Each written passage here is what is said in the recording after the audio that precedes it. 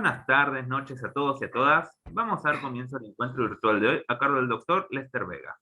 A lo largo de la clase podrán participar con micrófono y cámara a fin de que la clase sea más dinámica. Como primer paso, para una mejor comunicación, les recomendamos aclarar su nombre y apellido. Posicionándose sobre su nombre, aparecerá la opción renombrar. De esta forma, podrán cambiarlo en caso de ser necesario. Para que la clase se desarrolle de forma ordenada, recomendamos abrir el micrófono cuando quieran participar y luego cerrarlo para evitar que se produzcan ruidos ajenos a la clase.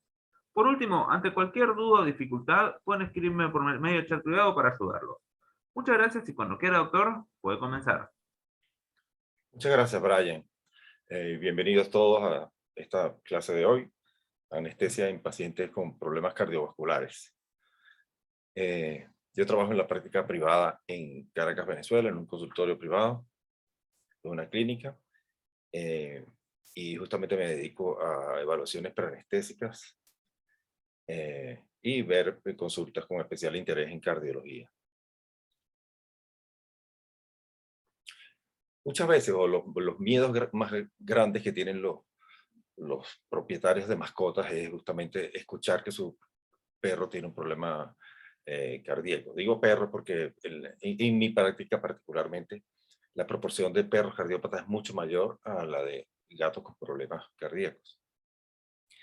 Y bueno, mucha gente tiene miedo, un miedo que se ha creado en nuestros propietarios de mascotas, luego de muchos años bueno, de cosas, historias que se escuchan, ¿no? Entonces, si al perro del vecino se le murió su perro en una anestesia, pues bueno, eso causa impacto en la comunidad.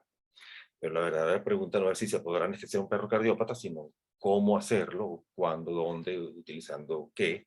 No hay fórmulas mágicas como hemos venido viendo a lo largo de las otras clases. Eh, Hablando del riesgo anestésico, esa evaluación preanestésica, yo comentaba en la clase anterior que vimos de evaluación de riesgo anestésico, que bueno, la costumbre era que el cirujano mismo era el que hacía la anestesia. Y eso fue evolucionando. Ahora es raro el sitio donde no haya alguien dedicado a cuidar al paciente, a realizar la anestesia. Y bueno, y tú muchas veces te ponían un paciente ahí para que anestesiaras en las etapas iniciales sin conocer nada de este paciente. La evaluación preanestésica es fundamental para el desenvolvimiento y la buena resolución del caso. Y todo empieza con una historia y un examen físico, el cual no tiene sustituto eh, en la información que vamos a conseguir, pero sí hay algunos exámenes complementarios que nos van a ayudar. Lo primero que tenemos que buscar en la historia es identificar aquellos factores de riesgo relacionados con cardiovascular, particularmente si intolerancia al ejercicio, dificultad respiratoria, tos, episodios de síncope, pérdida de peso, cualquier cosa que pueda orientarnos a que este paciente tiene un problema cardíaco. En el examen físico nos vamos a fijar particularmente en la ocultación de la presencia de soplos, disritmias, ruidos respiratorios crepitantes, palpar el pulso mientras hacemos la ocultación, a ocultarlo en un sitio tranquilo. Y ojalá todos los anestesiólogos pudieran conocer sus pacientes antes de, así debería ser.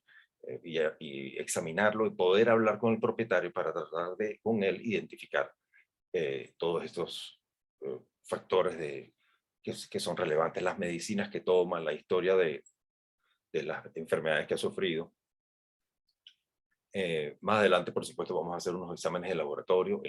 Deberíamos hacerlos en todos los pacientes que vamos a anestesiar para poder tener una idea más amplia de cómo está la salud de nuestro paciente a ser anestesiado.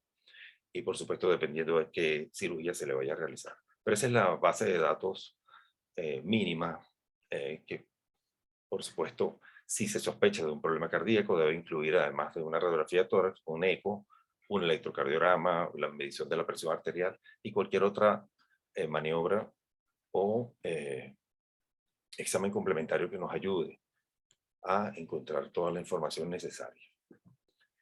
Dice el MUR, en el capítulo capítulo 2 de las consideraciones para la anestesia, que la historia y el examen físico son los mejores determinantes de la presencia de enfermedad. Los exámenes complementarios son complementarios, pero ya el clínico debe tener una idea.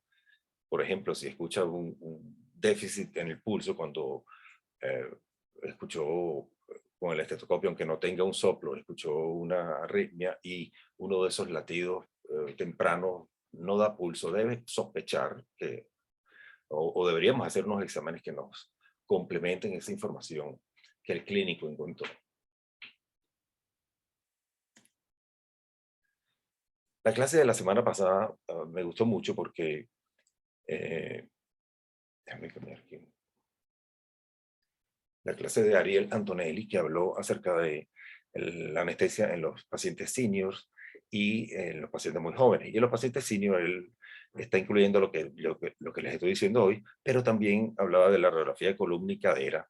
Estos pacientes de edad, que muchos de ellos son cardiópatas, él incluía lo de la radiografía de cadera, porque este paciente va a estar anestesiado, y estando anestesiado lo vamos a manipular quizá en posiciones que no son naturales y que podrían generar muchísimo dolor y lesionarlo.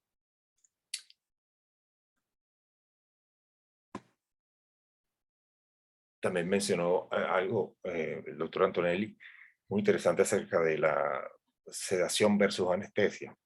No necesariamente solamente sedar un paciente a riesgo sea menos riesgoso que anestesiarlo completamente.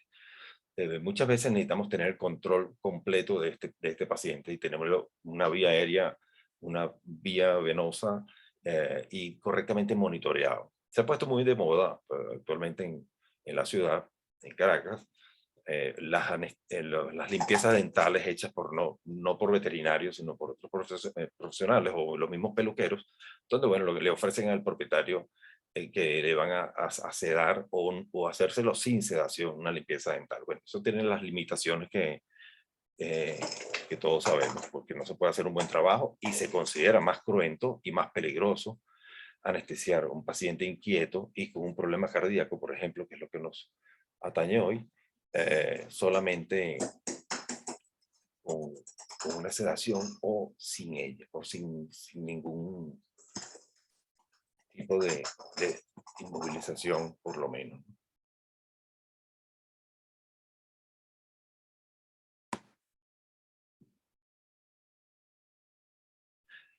Y mencionaba unas guiaturas de la Asociación Americana de Hospitales de Pequeños Animales, donde mencionaba las medicinas que deben retirarse y las que no deben retirarse, y algunas consideraciones que tienen que hacerse antes para preparar a este paciente para la cirugía, por supuesto, si hay tiempo para prepararlo, ¿no? Bueno, de las cosas más importantes para considerar en nuestra selección de anestesia es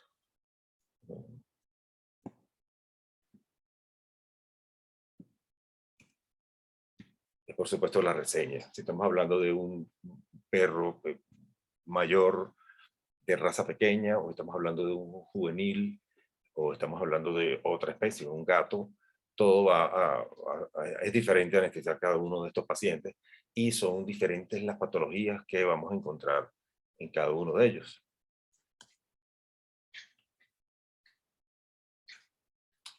La radiografía, una de las pruebas complementarias básicas que deberíamos tener a la mano en todos nuestros pacientes que vamos a anestesiar, pero particularmente si se sospecha o se sabe que tiene una patología cardiovascular. Por lo menos el estándar podría ser una lateral derecha y una dorsoventral. Hay más vistas, pero al menos esas dos posiciones ortogonales te podrían dar información suficiente para tomar decisiones. En caso de que haya agrandamiento, podemos verlo en la radiografía. Aparte que en la radiografía vamos a ver otras cosas como líquidos libres, aire, nódulos, neoplasias, masas y otros cambios que pueden ser relevantes.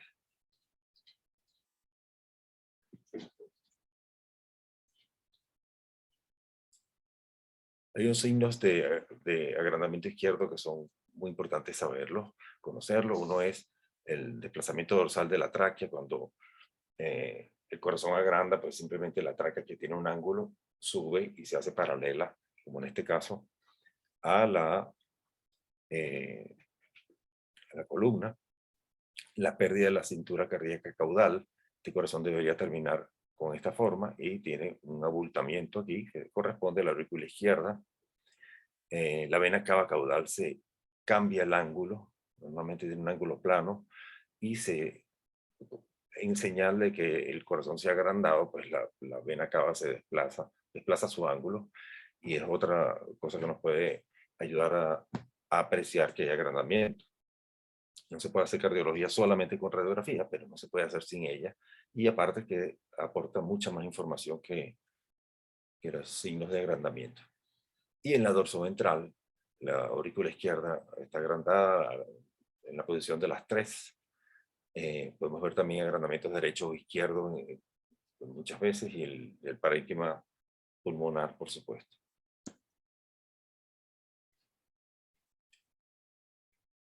Quisiera saber, yo no puedo ver el chat.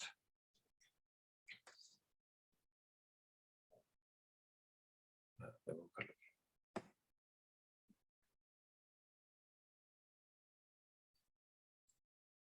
Okay. Quisiera preguntarles si todos tienen disponible en el consultorio radiografía, electro y eco, los que lo tengan, si lo pueden mencionar.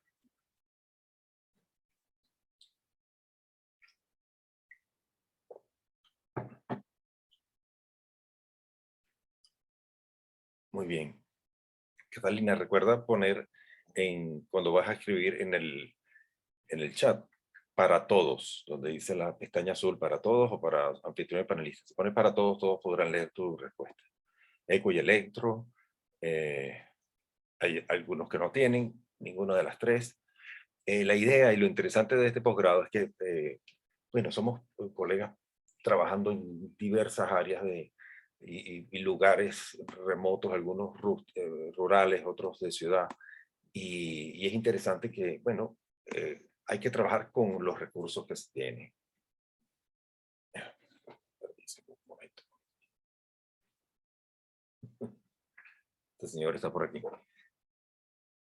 Ahora, si tienes un eco disponible, es muy bueno que empieces a usarlo, porque hay ciertos cortes que es interesante que un anestesiólogo conozca para que pueda hacerlo, ¿sí? En caso de que no tengas a alguien con conocimiento de cardiología en tu consultorio. Y eso se hace en la ventana paraesternal derecha, bueno, poniendo la sonda ecográfica y empezando a conseguir estos cortes. Este es el corte que está aquí arriba, el corte que llaman Mercedes-Benz, el corte que tiene la letra E, donde la aorta está en el centro y la aurícula izquierda tiene esa forma, también la llaman de ballena, y uno puede hacer una comparación entre el tamaño de estas dos estructuras, y eso tiene una alta correlación con agrandamiento atrial izquierdo, que en las enfermedades más comunes, como que es la enfermedad valvular adquirida mitral, es de relevancia. Si escuchas un soplo y tienes agrandamiento de la aurícula izquierda, tienes un paciente que tiene cambios estructurales ya. Y si encima está tosiendo, pues seguro necesita medicina. Y aunque no tenga síntomas ya en esa etapa, ya lo necesita. Y el corte de abajo, si tu eco tiene capacidad de modo M y 2 dimensiones, en un modo M podemos hacer este corte que está abajo, que se hace a través de lo que indica ahí como línea B, el corte hongo, por la forma en que se ve. Y eso es un corte que se puede ir encontrando cuando usas tu mano y empiezas a usar los recursos que tienes para ir complementando tu examen físico. Y te podría dar, en caso de que no tengas disponibilidad de enviarlo a un cardiólogo, información para tú tomar decisiones de tu paciente. Este es un caso de una aorta con una relación normal, que es de 1 a 1 a 1 a 1,5, o sea, la aurícula izquierda no debería ser más grande que 1,5 veces la aorta. En este caso, la aorta tiene 13,9 y la aurícula izquierda 17, eso es una aurícula izquierda normal. En el lado derecho de la pantalla hay una aurícula izquierda groseramente agrandada,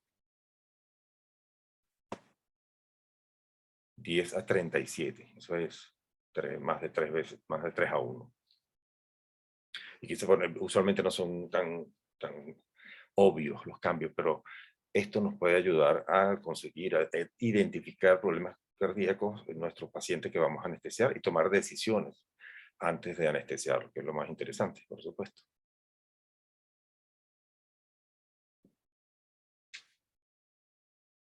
En este modo M y bidimensional, hay datos que vamos a poder medir en milímetros y hay otra que es el aspecto, lo que se llama el fenotipo. El de la izquierda es un fenotipo normal, bastante normal, de un corazón corriendo y haciendo esto, ¿no? Latiendo, y va dejando esa marca en el modo M.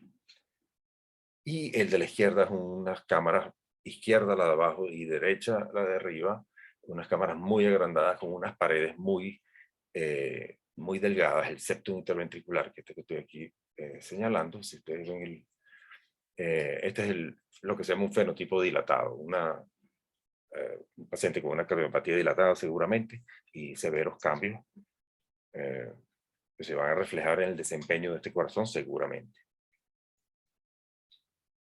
También podemos ver agrandamientos de la cámara derecha, como esta arriba a la izquierda. El ventrículo izquierdo usualmente tiene 3 veces más grande, 2 a 3 veces más grande que la imagen del lumen del ventrículo derecho, y en este caso está absolutamente invertido, y el septum está aplanado porque hay un aumento en la presión de ese lado. Probablemente un perro con hipertensión pulmonar, o por lo menos hipertrofia e hipertensión, ¿sí?, del lado derecho. También podemos ver la morfología valvular, y si usamos Doppler color o espectrográfico, podemos ver muchas más cosas en esos flujos. Pero con solamente modo M y 2 dimensiones podemos tener bastante información para nuestro paciente antes de anestesiarlo. En un principio se consideraba que el eco no servía para el pulmón, y ahora se reconoce que tiene muchos usos, porque justamente no debe penetrar en la superficie pulmonar, y obtener esta imagen de líneas alfa que son paralelas a esta de aquí arriba, es el brillo de un pulmón lleno de aire. Pero a veces, si ese pulmón que no tiene solamente aire, sino que tiene además líquido o cambios estructurales, entonces van a empezar a aparecer lo que se llama líneas beta.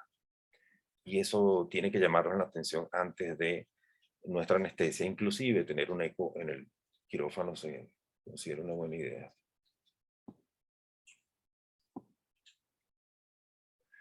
Muchas veces en el eco, antes de hacer una radiografía, podemos ver como la imagen que está abajo a la izquierda, que la superficie pulmonar está interrumpida por un nódulo claramente, y bueno, correspondería a una imagen de un pulmón como este que está en la imagen radiográfica.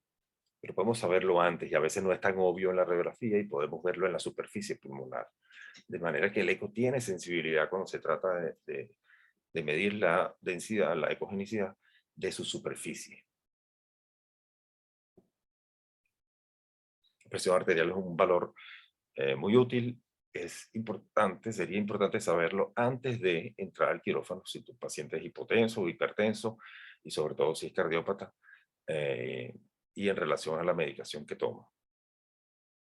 Hace algún tiempo usábamos solamente una balita para presión sistólica, pero ahora reconocemos el valor de la presión arterial media, el monitoreo de nuestros pacientes, todos, y sobre todo los cardiovasculares o que tienen problemas renales o de cualquier tipo.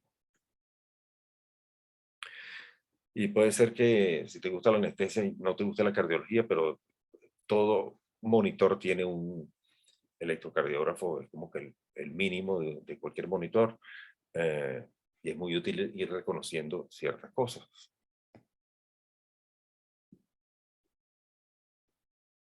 Por ejemplo, el electro tiene valor,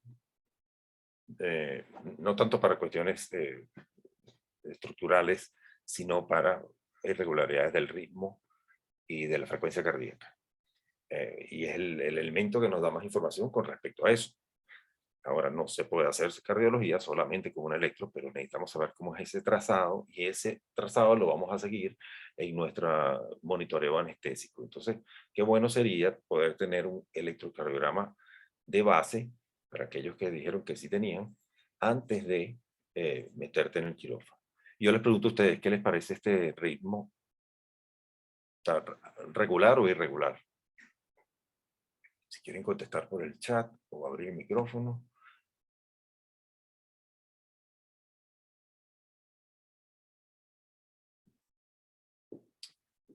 Irregular, Peter, en efecto.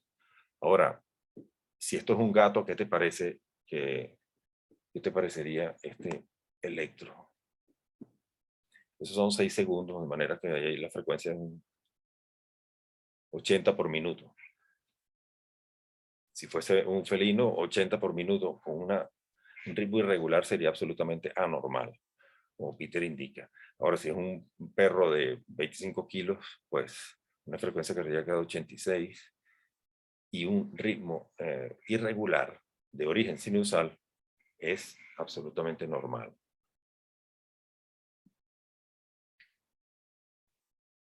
¿Qué opinan de este ritmo respecto a la regularidad?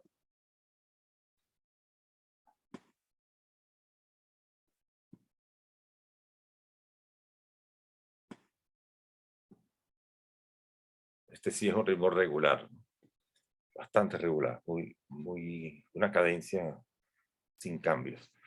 Eso puede ser el ritmo normal en el consultorio. Si lo normal en un perro es 80, que tenga 120 y sea regular en el consultorio no tiene nada de particular.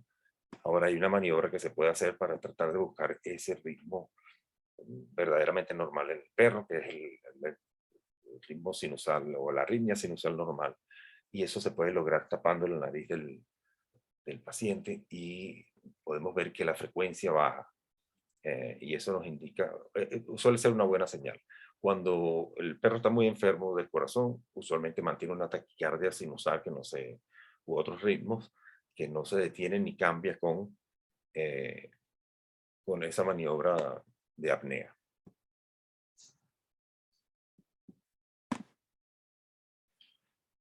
Ahora queremos saber antes de nuestra anestesia si el paciente tiene otras cosas como esto que ustedes ven aquí, si alguien se anima a identificarla. Este latido que está aquí en el centro.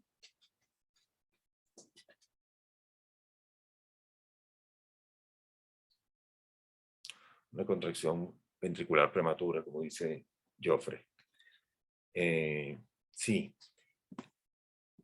Si hacemos un holter de una persona o de un perro, varios de estos se van a presentar al día. Sin embargo, si esto nos debería hacer buscar patologías en el corazón que podrían estar relacionadas con esto y cuán frecuentes están. Ahora, si tiene contracciones ventriculares prematuras, es ventricular porque es ancha y es prematura porque viene antes del momento en que correspondía, esa podría significar que hay alguna patología cardíaca y de todas maneras quieres saber que están. Hay veces que están presentes en 1 o 2 por minuto en un paciente con o sin problema cardíaco y cuando se anestesia y respira oxígeno al 100%, no las vas a ver más. Pero si las ves, tú ya sabes que estaban presentes antes de empezar tu anestesia. Si no tenías un electro previo, te vas a quedar con la duda de si está bien oxigenado o si tu anestésicos que estás eligiendo o tu nivel de anestesia está muy alto y está causando eso. Por eso los exámenes previos tienen este valor. Y en otros casos, pues, cuando la morfología está tan alterada como estos latidos que están aquí, son diferentes a los sinusales y son mucho más frecuentes. Vienen de otro sitio del ventrículo, pero son también contracciones ventriculares prematuras.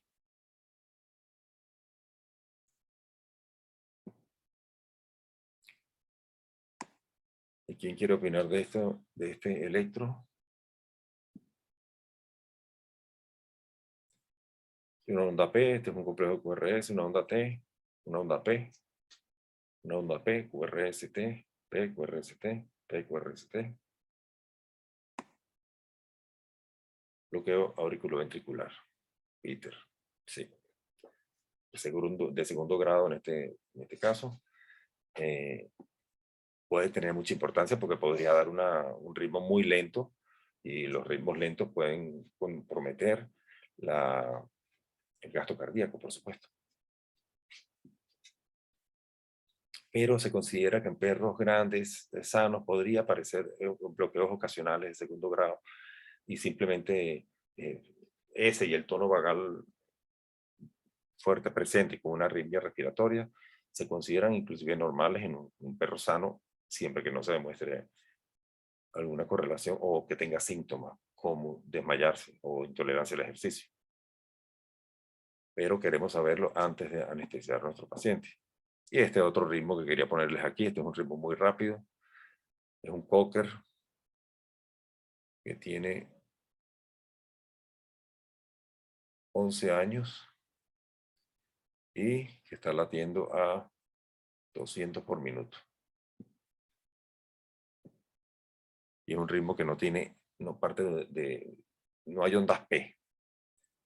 ¿Alguien sabe cómo se llama ese ritmo? Un ritmo muy rápido, sumamente irregular, lo que se llama irregularmente irregular, y no tiene origen en el nodo sinusal.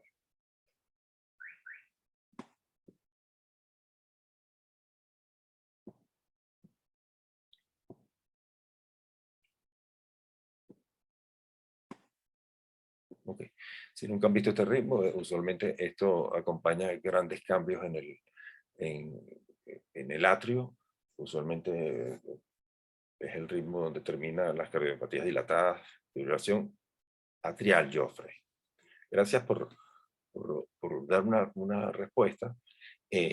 No es ventricular, sino atrial, porque el complejo QRS tiene una morfología normal, pero es muy irregular y es de origen supraventricular esta taquicardia. Y es irregularmente irregular. Lo que no hay es una onda P, sino muchas irritaciones en el atrio que causan muchos latidos o impulsos que se envían y el funcional no puede transmitirlos todos, pero transmite por lo menos 180 o 200 por minuto y sabemos que esa es una frecuencia muy alta y esa frecuencia habría que bajarla antes de anestesiar a este candidato a cirugía.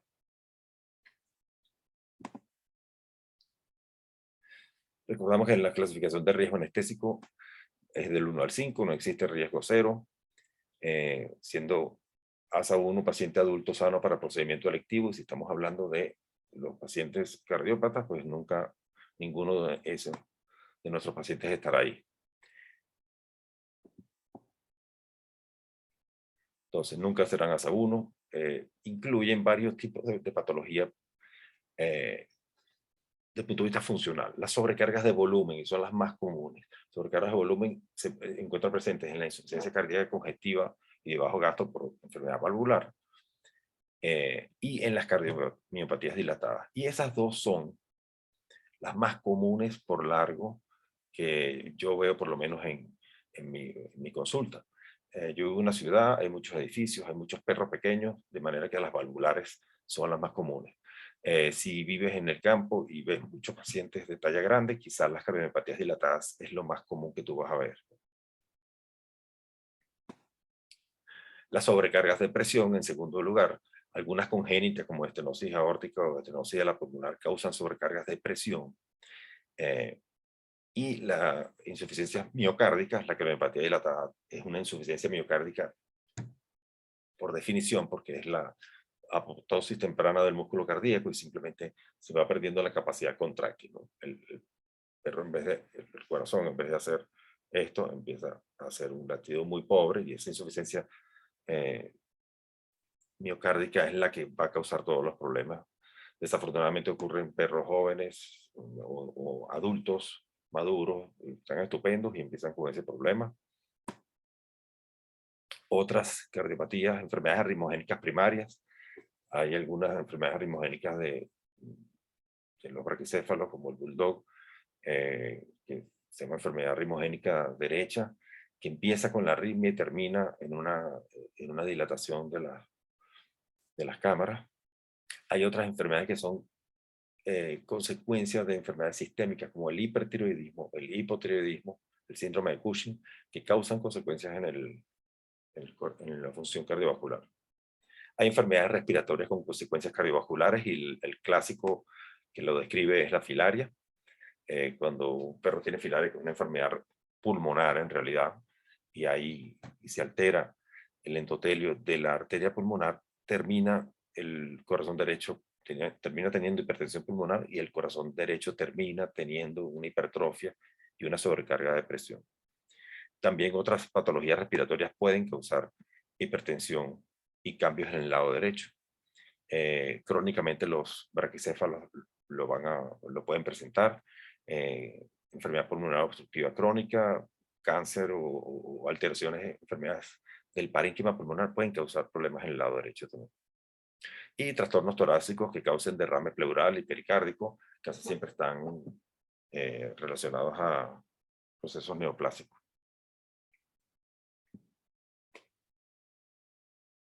Entonces, si ya hay un riesgo inherente en anestesiar a un perro sano, pues por supuesto el riesgo se incrementa en los cardiópatas por varias razones. Se reduce el volumen de distribución, la circulación se vuelve más lenta, hay una pobre perfusión periférica, hay una disminución del gasto cardíaco, bien sea porque tiene un ritmo muy rápido o muy lento y porque la función contráctil y el volumen latido está disminuido. Hay una disminución en la perfusión de todos los órganos, pero el riñón es particularmente interesante e importante para la homeostasis del organismo. Hay también un daño, una disminución en el flujo hepático. Esos dos órganos los vamos a ver en la clase de la semana que viene, los pacientes con problemas renales y hepáticos.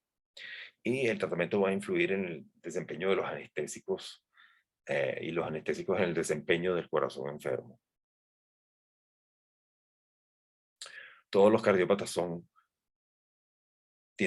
a ser anestesiados, ya tienen un equilibrio frágil y una función cardiovascular que no es óptima, y ahora van a ser deprimidos desde el sistema nervioso central. Recordemos que el control neurogénico del corazón pues viene del sistema nervioso autónomo, y va a estar deprimido. Son propensos, además, la mayoría de los pacientes cardiópatas a sobrecargas de volumen. Son propensos a tener disritmias, como algunas que veíamos antes. La contractilidad, esta función está comprometida, y además los anestésicos, los inhalatorios, por ejemplo, o el propofol, deprimen también la función miocárdica particularmente, de manera que a un paciente que ya estaba comprometido lo vamos a comprometer más con nuestra anestesia. Todos los cardiópatas deben estar diagnosticados antes de entrar al quirófano. De más está decir que no podría ser una sorpresa que frente a un mal desempeño durante tu anestesia y a la ocultación de este paciente anestesiado, te encuentras que tiene, por ejemplo, un soplo. Este paciente debe estar diagnosticado previamente, deben estar clasificados, deben estar tratados antes. Si la cirugía es electiva y se descubre en un examen preanestésico que tiene un problema cardíaco, debería esperarse por lo menos una semana, si se puede, si la cirugía puede esperar, por supuesto, a que se estabilice, y de esa manera podemos disminuir el riesgo anestésico. No hay ninguna razón para anestesiar a un paciente cardiópata sin darle tratamiento antes, a menos de que sea una cirugía no electiva. Por supuesto, no hay anestésico seguro, no hay el anestésico mágico que tenga todas las características de seguridad y de eficiencia económicas que queremos, y se recomienda en estos casos, sobre todo, utilizar la manera multimodal de aplicar analgesia, relajación muscular, hipnosis, todo lo que, y complementado además con bloqueos o todas las técnicas que nos puedan ayudar a disminuir las dosis de cada uno de los anestésicos. Debemos hacer nuestro feedback basado en el monitoreo, tal como el doctor David Alzate en una clase hace 2 o 3 clases, una clase magistral, acerca de las emergencias anestésicas, y cuando habló de cardiovascular, de una muy buenísima explicación, está grabada, de cómo lidiar con esos mecanismos de hipotensión, básicamente. Las sobrecargas de volumen son dos enfermedades, básicamente, como la valvular y la cardiomiopatía dilatada. No son buenas respondedoras porque ya tienen sobrecarga de volumen, de manera que si tienes una crisis hipotensiva, no lo vas a resolver con volumen, muy probablemente. Y hay compromiso de la función contráctil. Entonces, un paciente sano puede sacarlo de su hipotensión tan solo poniendo fluidos. No es el caso en las patologías que cursan con sobrecarga de volumen, que son la mayoría de las que vamos a ver. El objetivo siempre será la entrega de oxígeno. El gasto cardíaco por el contenido de oxígeno es tratar de llevar, desde que este corazón enfermo y anestesiado sea capaz de llevar suficiente oxígeno y nutrientes a todos los órganos importantes y a todos los tejidos para mantener la homeostasis, lo cual ya es un desafío. Recuerden que el gasto cardíaco es frecuencia cardíaca por volumen latido, y aparte de la frecuencia cardíaca, todo esto está influenciado por la precarga, la cantidad de volumen que maneja ese corazón, la poscarga, que es la resistencia que el árbol vascular le ofrece, y la contractilidad, que es la función del miocardio para generar un latido. Y esta curva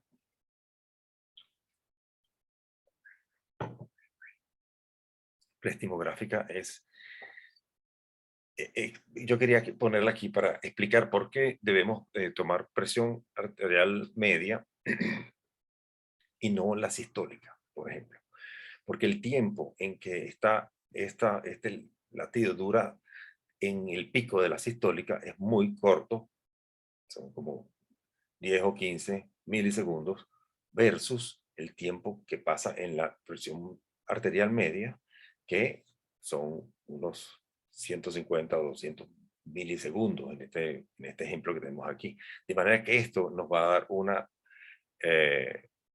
idea más realista de lo que es la perfusión, el mejor medidor indirecto de perfusión que podemos tener y que la mayoría de los monitores multiparámetros tienen. Es fundamental entender esta curva y estas presiones para el tema de la perfusión en otros órganos como riñón e hígado, que veremos la semana que viene. Pero el corazón no es que sea más importante que todos los demás sistemas, que el sistema nervioso central, por ejemplo, pero es el que aporta el oxígeno y los nutrientes a todos los órganos. De manera que tiene que estar funcionando bien para que nos lleve sangre a todos los órganos y estos puedan funcionar durante nuestra anestesia, sobre todo. Presión arterial de diversas maneras. Hay unos aparatos que están funcionando muy bien y están relativamente económicos, que se pueden conseguir.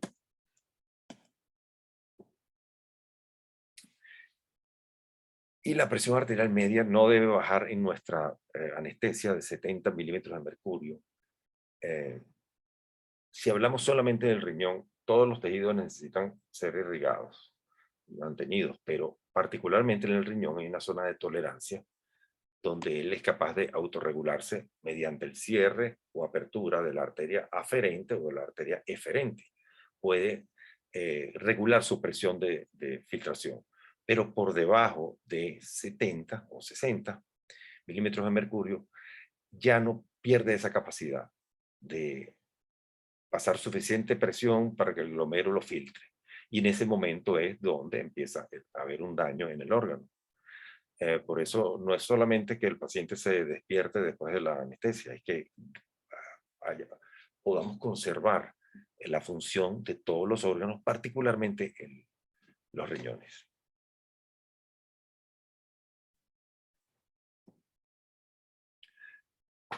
La hipotensión, hay varios mecanismos que la causan y varias maneras de corregirlo. Si tienes vasodilatación con volumen de fluido, pero ya sabemos que eso es restringido en nuestros pacientes cardiópatas que tienen sobrecarga de volumen, el uso de vasopresores. Si tienes bradicardia, Usualmente los cardiópatas no la tienen, a menos de que tengan un bloqueo, pero se puede resolver usando atropina o algunos antiarrítmicos si esa bradicardia está acompañada de unos ritmos diferentes al sinusal. Si tiene baja precarga, por supuesto, lo resuelve un bolo de fluidos. Si tiene una hemorragia transanestésica, esa es la manera en que lo puedes resolver. Y si tiene baja contractilidad, actuando con beta 1, con inotrópicos positivos, y también reduciendo tu anestesia, porque uno de los factores que puede causar depresión del miocardio es la misma anestesia que estamos poniendo. Entonces, regular los niveles de tu anestesia, estar pendiente en usar la mínima cantidad de anestésico que te dé el efecto deseado para el fin que queremos, ¿no? Quiero hablarles de la enfermedad valvular, es la más común de todas. En mi práctica, y si tu clientela es perros pequeños, eso es lo que vamos a ver. Muy común en el poodle, es el más común, el caniche, en la ciudad donde yo estoy, los Yorkshire Terrier, las razas pequeñas, los chihuahueños. Cuando no están tratados, tienen el mayor riesgo durante una anestesia, y no hay ninguna razón para meterse a anestesiar a un paciente que tiene esta enfermedad sin estar tratado, a menos de que lo haya atropellado un carro y tenga una fractura en el vaso y tenga que resolverlo si no se muere, ¿no? Pero si tenemos tiempo de hacer una evaluación preanestésica y una preparación del paciente, este paciente debería tratarse antes de causa bajo gasto e insuficiencia cardíaca congestiva. O sea, el corazón no manda sangre suficiente hacia el cuerpo y además tiene un problema de congestión venosa que cuando es una valvulopatía del lado izquierdo va a causar edema pulmonar y eso es peligroso. La frecuencia cardíaca usualmente está acelerada en estos pacientes y la contractilidad está artificialmente aumentada porque el corazón, como tiene una late teóricamente más fuerte cuando vemos la imagen ecográfica, pero es que tiene, no solamente sale por la aorta, sino que además se regresa hacia la válvula, a través de la válvula mitral, que está comprometida y regurgitante.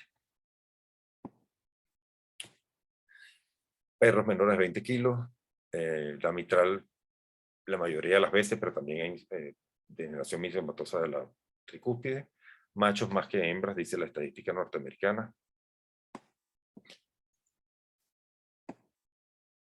Y esto es lo que ocurre en la matriz celular que se cambia, se destruye. Lo primero que le digo a los propietarios cuando le digo que tiene esta enfermedad es que no hubo nada que hicieron ni que dejaron de hacer para que esto pasara.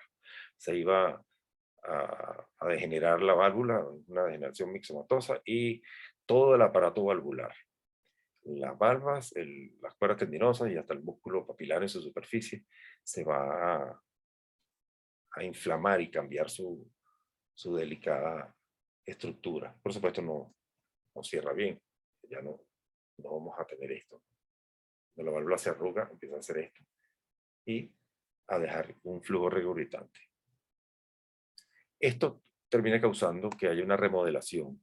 Un corazón normal, como el del lado izquierdo, empieza a agrandarse como mecanismo de respuesta a esto y paradójicamente, y acelera la frecuencia cardíaca, un paciente cardiópata, porque no está llegando sangre y los receptores en el cuerpo dicen manden más, y mientras más rápido late el corazón, peor funciona paradójicamente.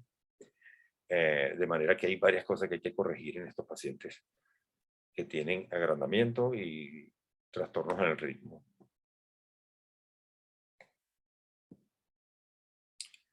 En 2009 hicieron un consenso de tratamiento, yo les recomiendo que los vean, y hubo en 2019 sacaron digamos, renovaron esto. Hay algunos cambios con respecto al uso de Pimobendan, que después de salir un estudio que se llama EPIC, cambió la manera de tratar a estos pacientes desde la fase B2. Para el que le interesa el tema, la Asociación de Medicina Interna tiene esas guías de tratamiento, de diagnóstico y tratamiento.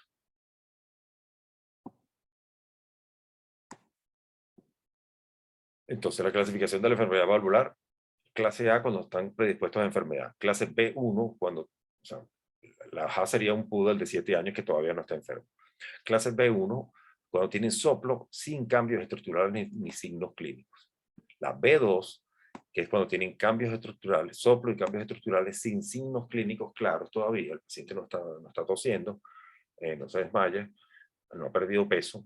Y desde este momento, cuando se diagnostican, es que vale la pena ponerlos en tratamiento con Pimobendan, y en ese estudio EPIC probaron que los síntomas iban a aparecer año y medio después del grupo que no tomó la medicina, que tomó placebo, y iban a vivir 1 año y medio más. Ese suele ser ojalá todos llegaran en esta etapa, ese suele ser un argumento para que el propietario lo ponga en tratamiento de una vez. La clase C de la enfermedad valvular adquirida es cuando ya tienen soplo, cambios estructurales y signos clínicos. Y la clase D es cuando están ya con tratamiento, con todo tu arsenal, y están refractarios a cambios, y bueno, la mayoría de ellos va a llegar ahí.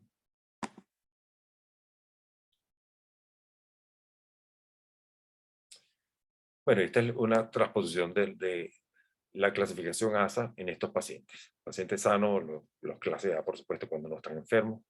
El P2, el clase 2, aquellos que tienen edad avanzada o algún trastorno leve, como una clase B1. Los ASA 3, podríamos decir que son la enfermedad valvular clase B2.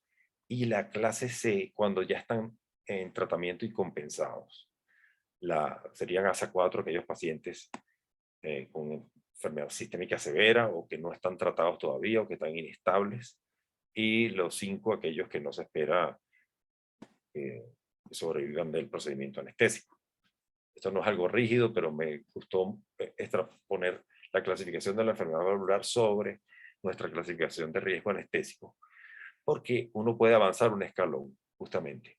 Si el paciente tiene enfermedad y tiene síntomas y lo ponemos en tratamiento, podremos pasarlo de ser un ASA 4 a un ASA 3.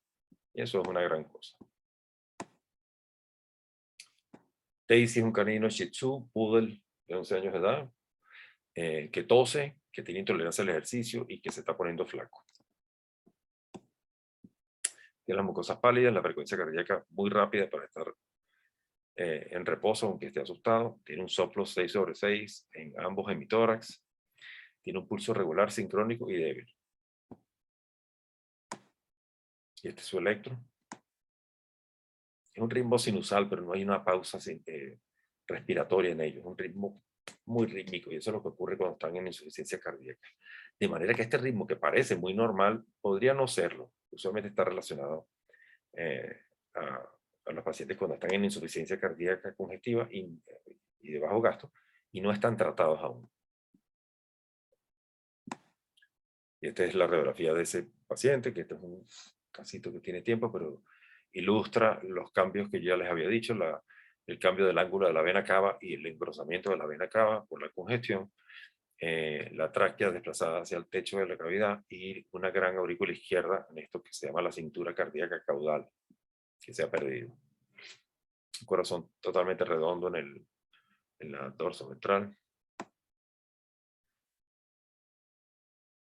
En el corte del eco, esa relación perdida que les dije de 2:1, la aurícula izquierda mide 24 y la aorta mide 12. Es un agrandamiento atrial.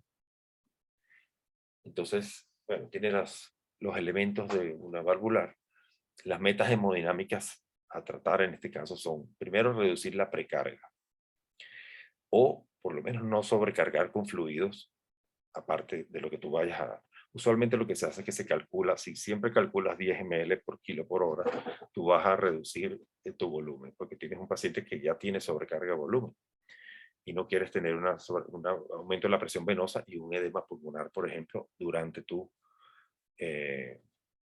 cirugía, tu anestesia. Este autor describe el Ringier de media carga. Aquí no tenemos eso, tenemos solución salina y Ringier lactato o destroza, pero no tenemos muchas opciones particularmente.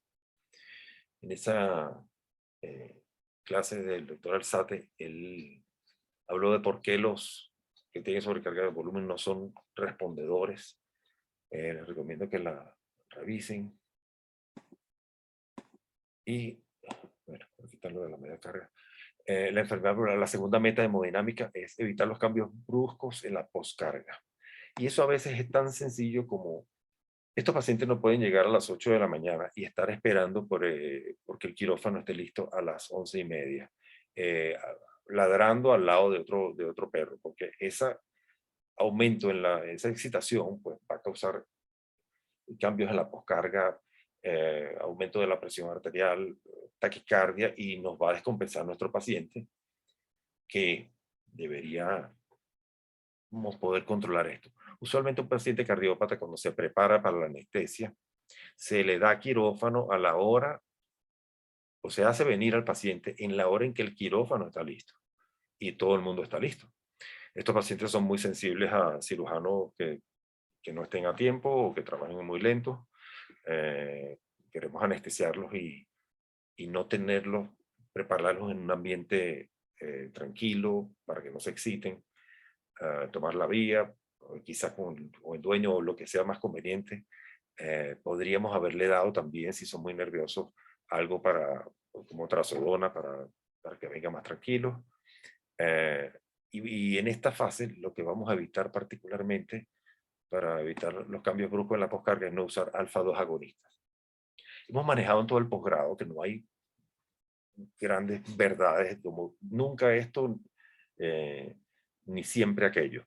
Pero este es uno de los más particulares drogas que causarían muchísimo efecto de bradicardia y efectos sobre la presión arterial que no queremos en nuestro paciente cardiópata. De manera que alfa-2 agonista no sería la principal elección.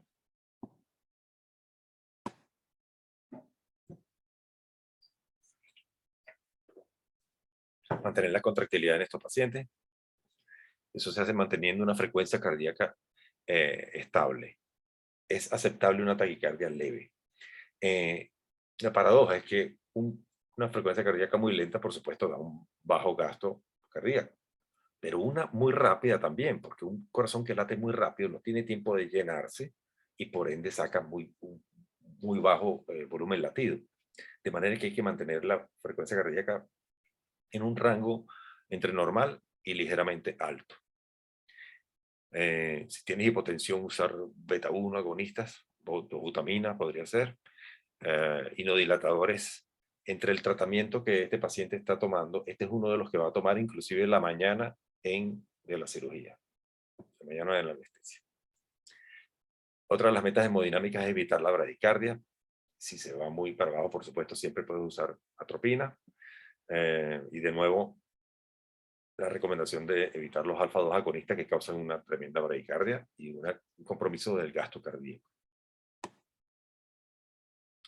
Mantener un ritmo sinusal, eso es que no hayan eventos prematuros, atriales o ventriculares. Para eso tienes el electro antes para saber lo que te espera. Eso se hace oxigenando bien al paciente, preoxigenándolo antes del procedimiento. Si tienes que usar lidocaína en goteo o bolo y lo tenías por otra intención, te va a ayudar también con las contracciones, con la inhibición de las contracciones ventriculares, sobre todo cuando son seguidas o comprometen el gasto. Los bloqueadores de los canales de sodio pueden ayudar con eso, la lidocaína en tu plan.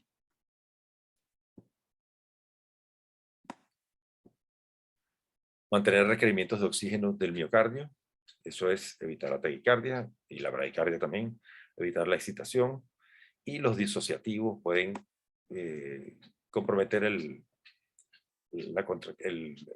riego, la irrigación del miocardio. Entonces, nuestra premedicación, es probable que lo que tenemos aquí arriba, los acepromacina, sea todo esto dosis dependiente. Una alternativa en nuestros pacientes cardiópatas puede causar una larga sedación a una dosis de, por supuesto, 0,01 miligramos kilo. No otras dosis mucho más altas que usaríamos en otros casos. Estos pacientes pueden predicarse con gabapentinoides si son muy nerviosos, con trazodona, como lo mencionaba, para que ese día vengan más tranquilos haber probado con estos pacientes estas drogas en la casa. ¿Alguno de ustedes ha usado eso para pacientes en Navidad? Aquí en Navidad se usa mucha pólvora y los pacientes cardiópatas sufren mucho. Y últimamente estaba usando trazodona y me ha ido bien con esos pacientes y con algunos que se agitan mucho para que céfalos antes de venir a la consulta. Así como en los gatos, gabapentinoides antes de venir. Entonces, el día de la cirugía sería muy bueno, o en algunos casos, si necesitan hacer eso, que vengan un poco más calmados. Encima de su tratamiento cardiovascular, por supuesto. Las benzodiazepinas son bien toleradas y los opioides son bien tolerados en estos pacientes cardiópatas. Aparte que tenemos siempre flumazenil y tenemos la reversa Narcan para tus opioides. Y si los tienes en goteo, puedes siempre regularlos. Si son ultra rápida acción, también puedes. Mario, tu pregunta no la leyó todo el mundo porque tienes que poner para todos cuando escribes. Pero la pregunta es, doctora, ¿qué dosis podemos usar la pregabalina como premedicación? Para los gatos, 50, 75 o 100 miligramos como dosis total. Para gato pequeño y gato más grande. Aquí las tabletas son de 300 miligramos, si mal no recuerdo. Pero bueno, esa es la dosis por gato. Y en perro te la consigo y te la pongo en el chat cuando terminemos. Ok. Pero es muy útil. En los gatos funciona muy bien. Gracias a ti, Mario. Opioides ultra rápida acción los puedes controlar mucho más fácil. Pueden causar hipotensión, pero los tienes en un goteo que te ayude a hacer un manejo razonable y poderlos regular lo que estás poniendo.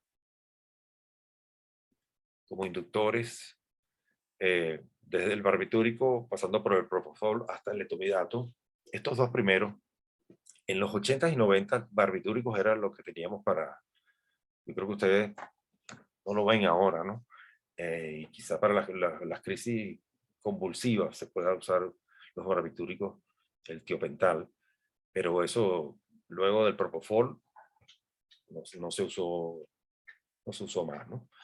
El propofol puede ser depresor del miocardio y el etomidato tiene el menor efecto depresor del miocardio. Si lo pueden conseguir, es, digamos que, el inductor de elección.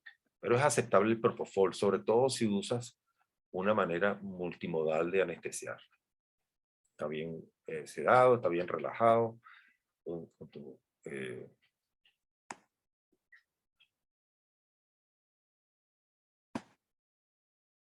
Si usaste midazolam antes, si lo tenías previamente preparado, sedado, el etomidato es el ideal. El propofol es aceptable. Este que tenemos aquí arriba, Alfaxan, yo nunca lo he usado, pero también está recomendado para estos casos. ¿Alguno de ustedes consigue etomidato en donde trabajan? ¿O lo han usado alguna vez? Propofol lo hemos usado todos, por supuesto. Tania, por supuesto que tienes. Sí, hay una variedad.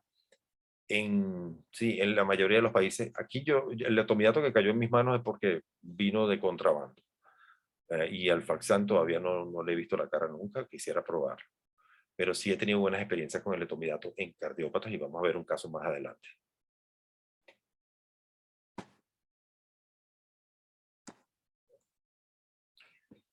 El mantenimiento, bueno, con gases, son depresores del miocardio. Particularmente nosotros usamos isoflurano. Yo tenía en una de las máquinas que tenemos, era un vaporizador de alotano y lo convertimos en isoflurano. Se hace un lavado con alcohol y lo queda transformado para retirar el resto de timol que tiene y queda transformado para isoflurano. Pero por supuesto me gustaría usar sevoflurano más adelante, de mayor velocidad de inducción y de salida. Pero aparte de los gases, que son depresores del miocardio, pero que los necesitas a un nivel adecuado, podemos hacer goteos, tivas, puse fentanil, pero de lo que tú elijas, o remifentanil, y bloqueos regionales, todo lo que nos ayude a disminuir nuestra cantidad de anestésico con el cual estamos manteniendo la anestesia.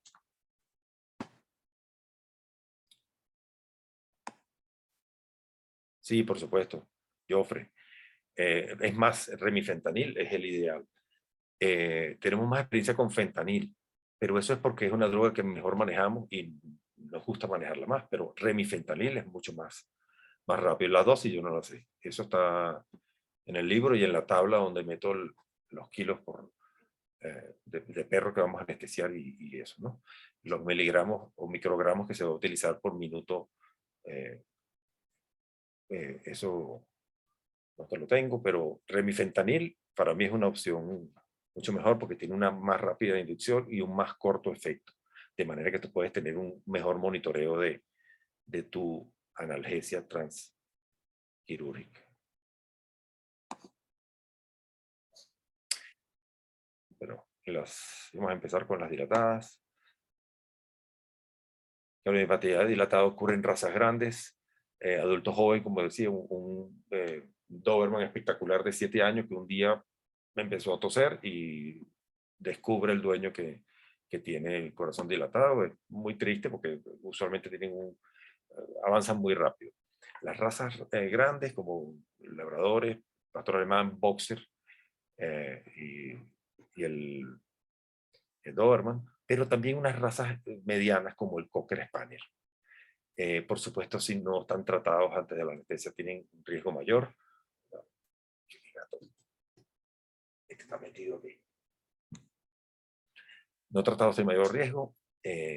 La cardiomiopatía dilatada causa bajo gasto, insuficiencia cardíaca congestiva, está comprometida la contractilidad y ese es el inicio del problema, de manera que y usualmente tienen trastornos en el ritmo, no solamente tienen la taquicardia, sino que tienen otros trastornos como fibrilación atrial cuando están más avanzados o contracciones ventriculares prematuras. Y todo eso compromete la función. La meta es reducir la precarga, evitar los cambios bruscos en la poscarga, manejar a este paciente con cuidado, no usar alfa-agonista tampoco, mantener la contractilidad con este paciente bien oxigenado, usar si es necesario beta-1s, evitar las bradicardias, mantener un ritmo sinusal, esto es evitar los eventos ventriculares sobre todo, eso lo puedes hacer con lidocaína en tu goteo o bolos, y bueno, y mantener los requerimientos del oxígeno del miocardio, que es el que está comprometido por estar enfermo y además anestesiado.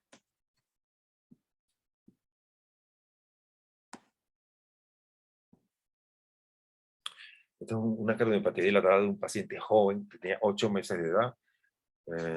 Ahora pienso que este paciente tenía chagas, tenía abdomen distendido y bueno, por supuesto esto es muy grave. No era una congénita, pero ocurrió muy temprano en su vida. Es una excepción porque usualmente esto es de los perros de 6 años, razas grandes.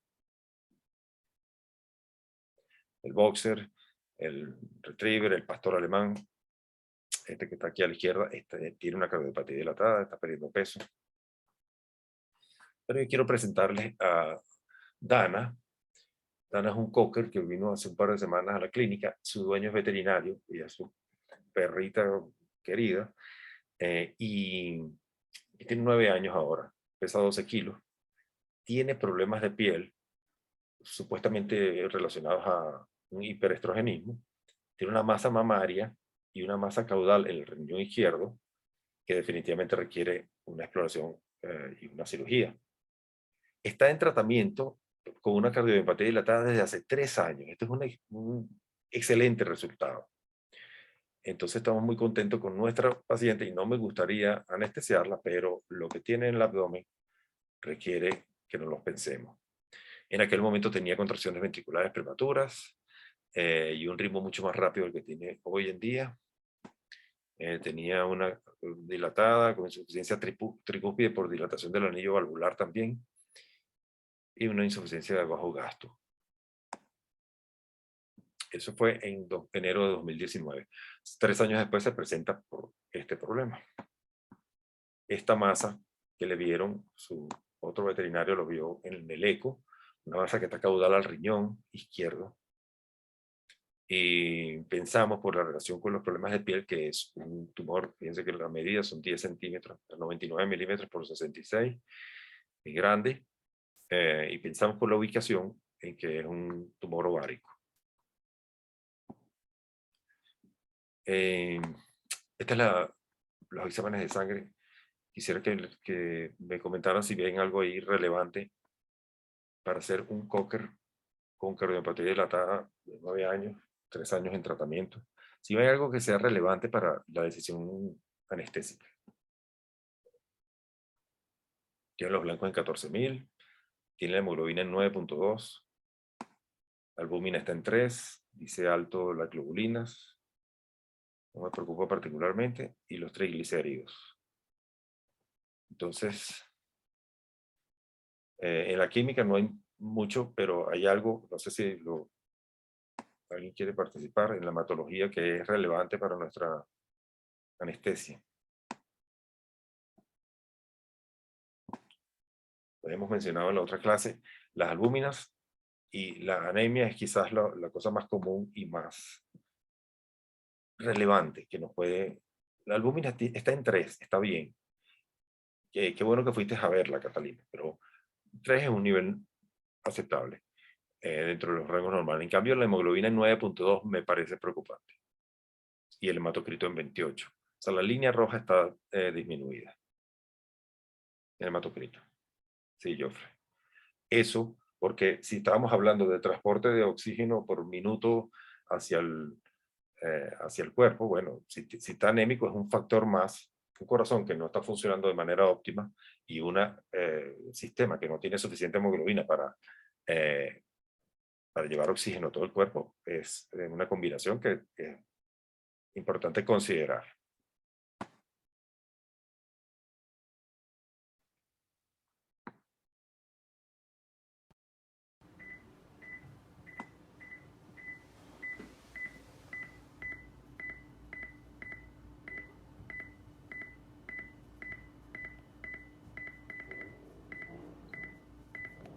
¿Qué opinan de ese electro? Frecuencia cardíaca en 100.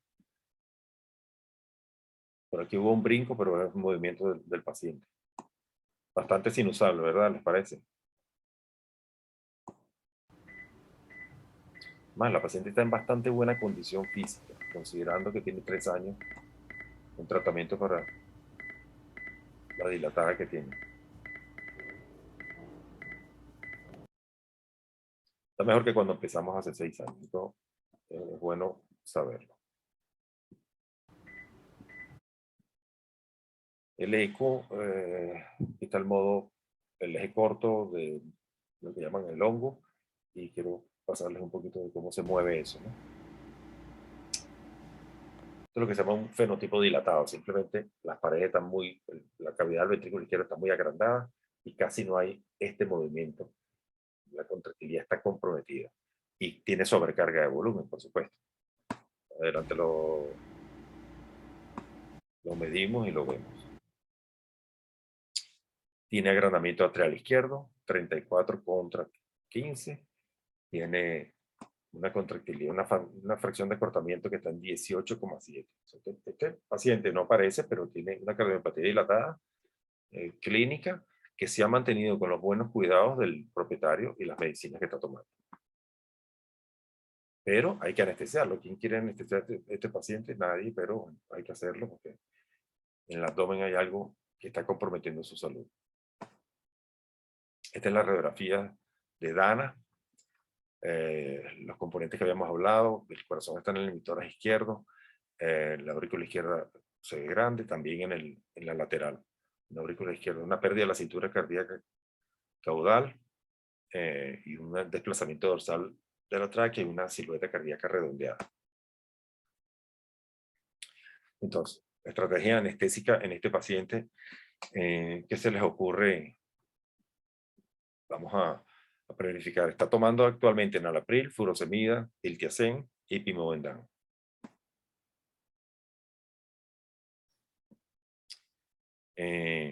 ¿Y qué drogas utilizarían? Quisiera que dijeran y compartiéramos esto, porque el plan que nosotros hicimos no es necesariamente la mejor idea. Habrá varias maneras de hacerlo, pero quiero que consideremos que es un perro con una contractilidad comprometida y que tiene una sobrecarga de volumen. Entonces, ¿cómo le gustaría preparar a este paciente, que es un paciente dócil, que se deja manejar?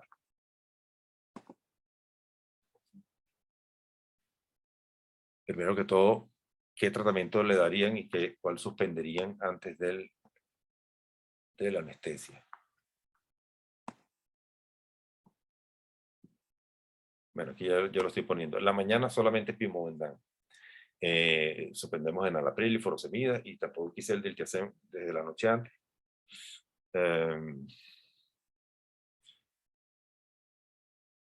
Y en cambio el pimobendan, que se debe tomar con el estómago vacío sin comida, que se lo coma en la misma mañana de la cirugía, estando en el consultorio si es posible, ¿no?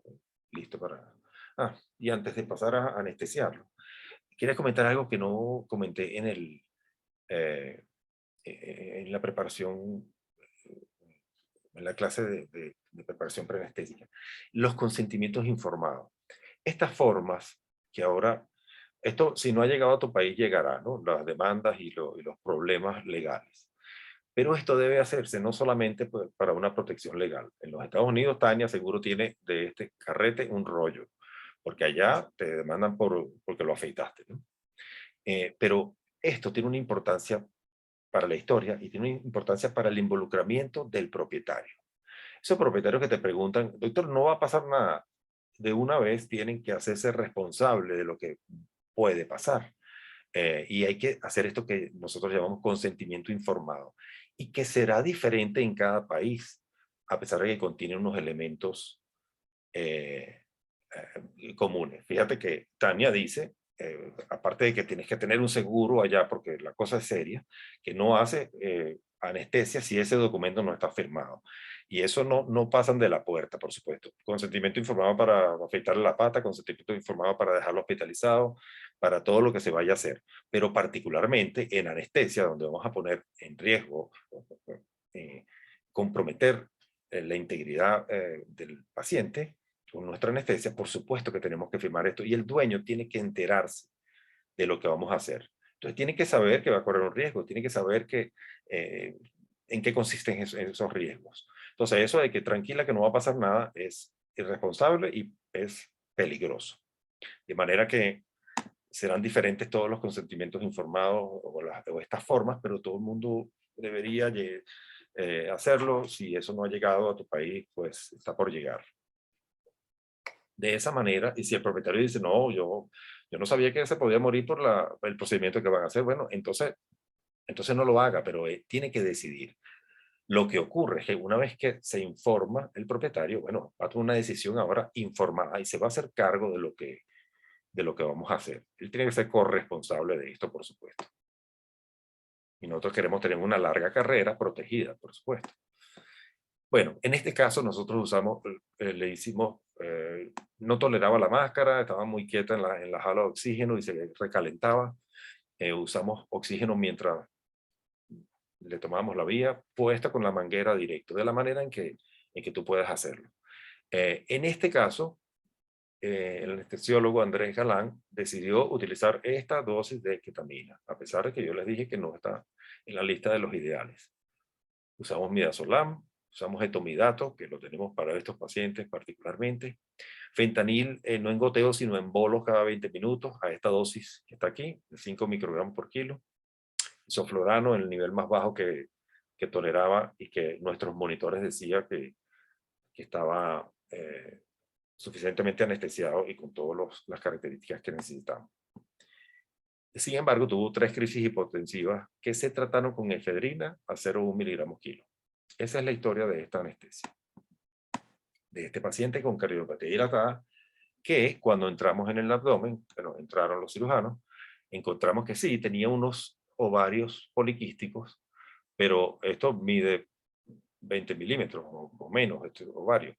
Esto que viene aquí era lo que era el tumor. Entonces, bueno, por eso se llama laparotomía exploratoria. Y el dueño tiene que saber que lo que vimos en las imágenes no podría cambiar una vez que uno entra en el abdomen, ¿no? Y esto es lo que ocurrió después de que entraron.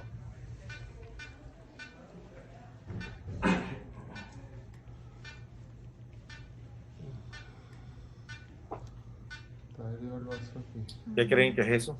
¿Qué pasó ahí? Ay, papá, dice el cirujano. Bueno, obviamente no era un tumor de granulosa del ovario. ¿Alguien reconoce esa imagen de ese tumor hemangiosarcoma? Sí. Bueno, vamos a decir de momento, antes de enviarlo al patólogo, que es un tumor de vaso, ¿no? Y no solo eso, sino qué complicación está pasando ahí. Que el cirujano dice, ay papá.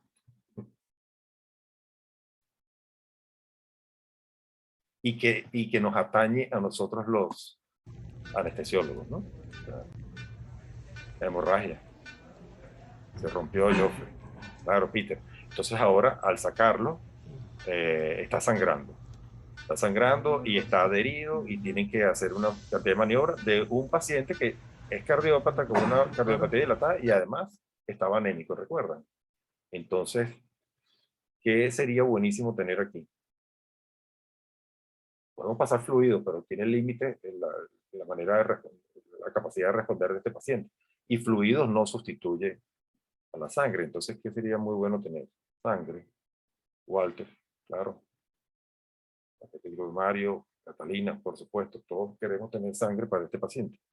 Menos mal que teníamos un paciente que el propietario le habíamos dicho que trajera su donante.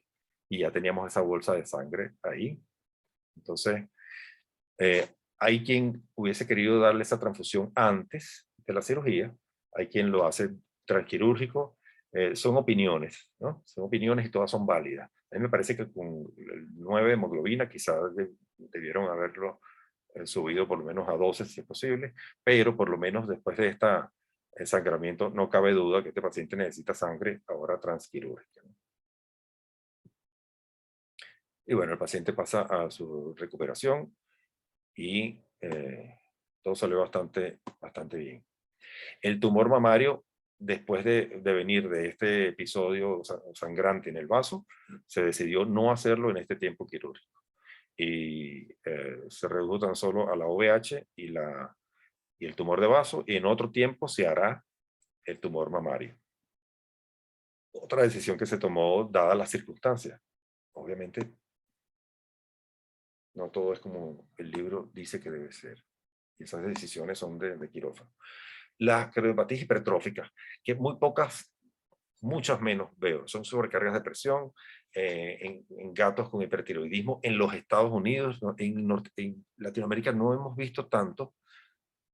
Tania, la costa este de los Estados Unidos, se ve mucho. Aquí no hay tantos pacientes con hipertiroidismo y la hipertrofia que tan bien descrita está en los libros. Tengo mucho tiempo buscándola y no la hemos encontrado tan frecuentemente.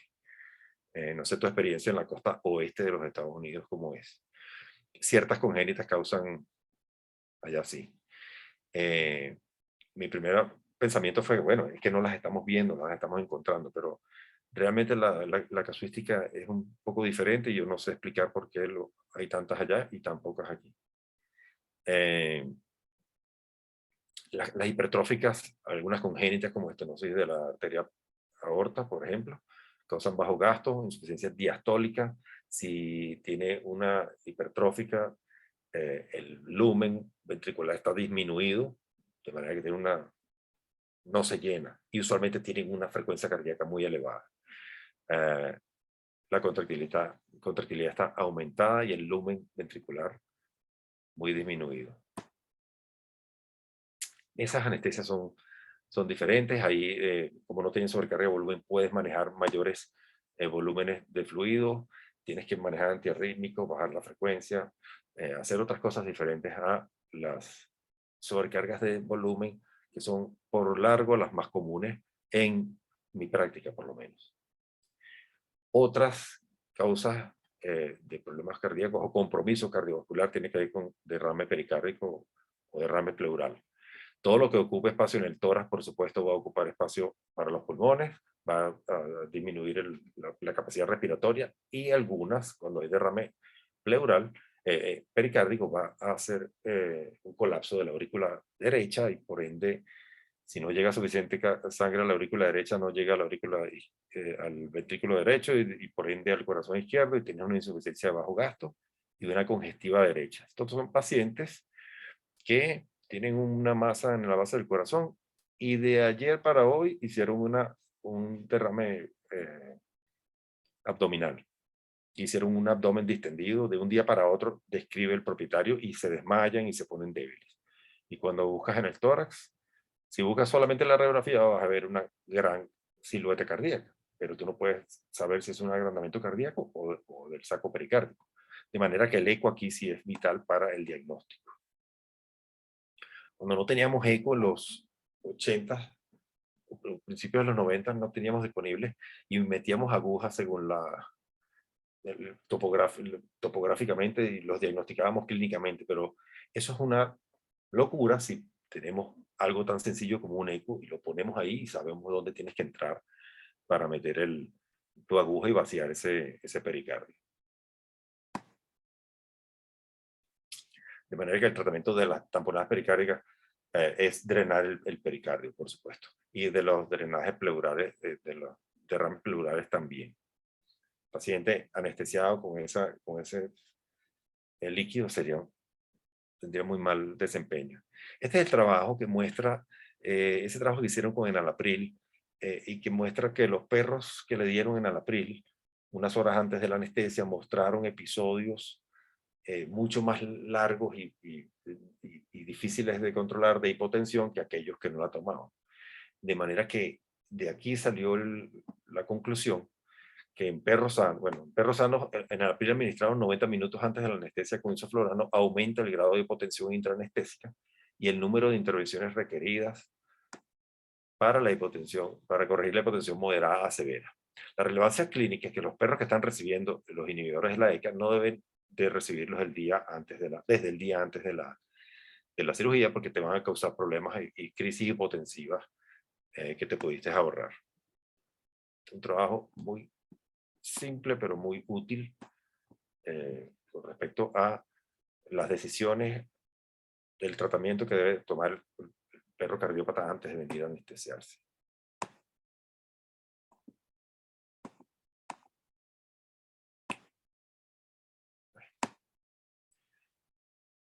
Otras patologías o problemas que podemos tener.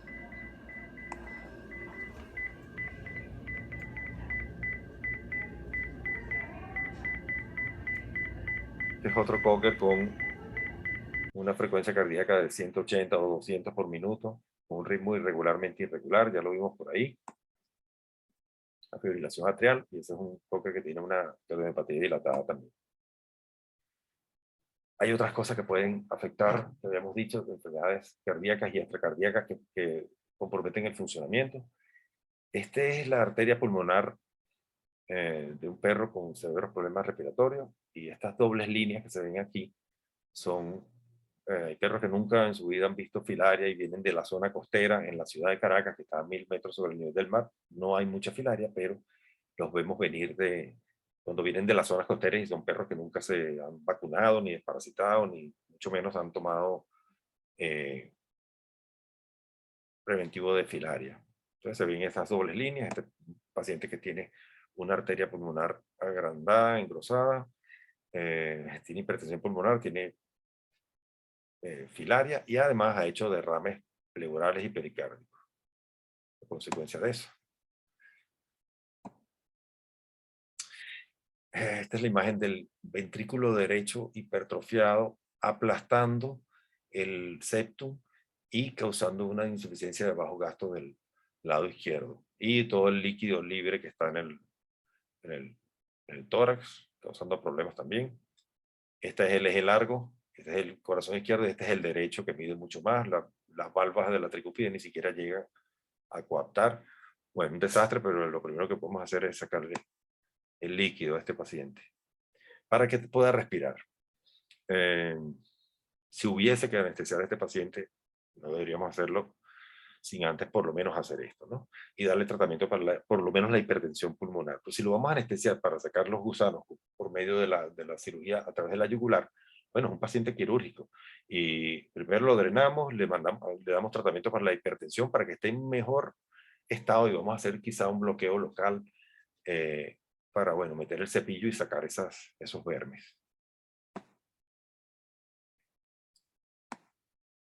Como decía, los pulmones, el eco.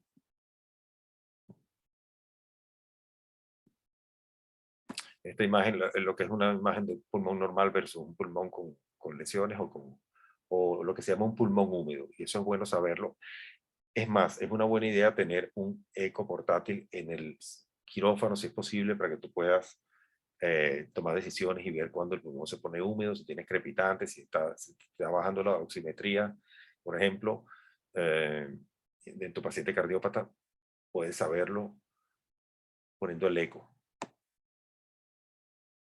Este es un boxer con una dilatada. Fíjense, esta arritmia tiene un latido de origen sinusal. Este es uno ventricular que viene de un sitio diferente de este otro.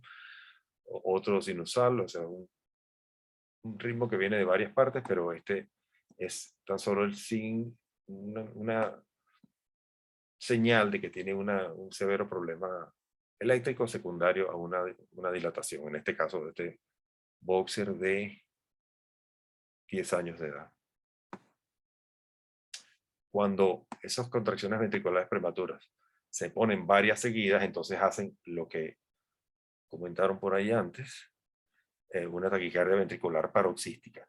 Y eso es una taquicardia que es un ritmo muy rápido, es un ritmo que carece de suficiente llenado, y es una taquicardia que hay que tratar antes de anestesiarlo.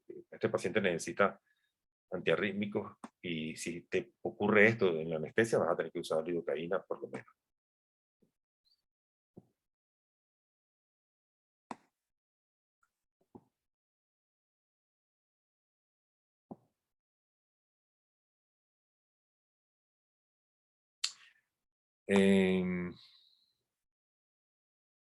Este es un paciente, no sé si ven aquí el PQRST, una P sola, 3 latidos más.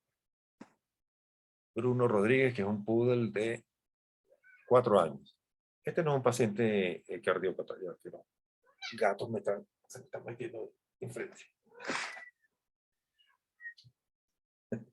Perdón.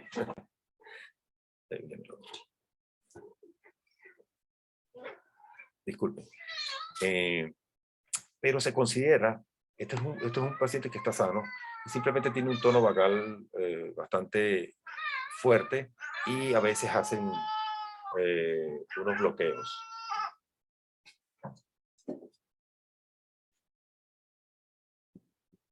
Ese quizá no necesita tratamiento, pero a diferencia de este otro caso. ¿Alguien quiere comentar acerca de este electro?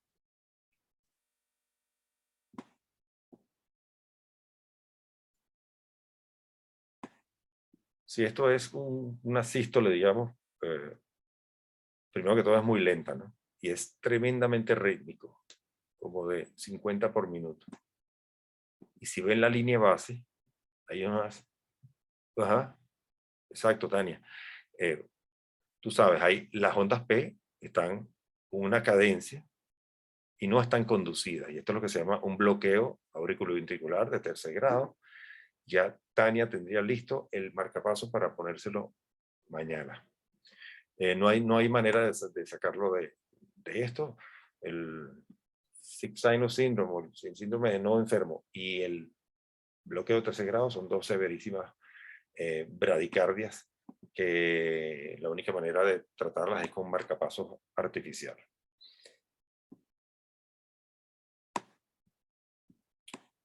Y cuando ves pacientes cardiológicos, ves muchos respiratorios también. Frenchy macho de 5 años para orquiectomía. El perfil bioquímico y hematológico está normal, tan solo que ronca dormido.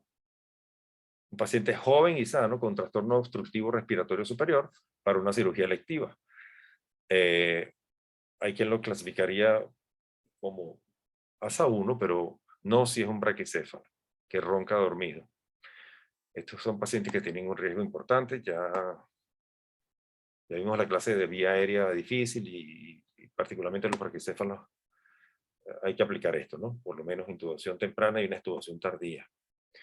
Estos pacientes, si se manejan bien con la analgesia, pues debes tener un paciente, si es posible, que se llegue a despertarse con el tubo puesto.